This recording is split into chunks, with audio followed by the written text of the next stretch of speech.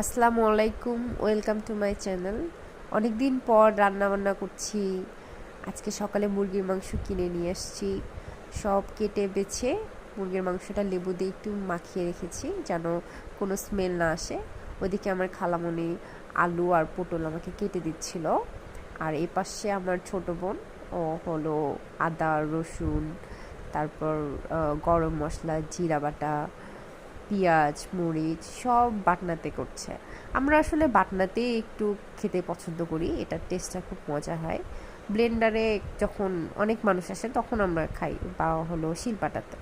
এখন আমরা মুরগির মাংসটা একটু সুন্দর করে ভেজে নেব, একদম লাল লাল না হওয়া অবধি আমরা ভাজতে থাকবো। তাহলে মুরগির মাংসর যে একটা গন্ধ থাকে সেই গন্ধটা আর থাকবে না।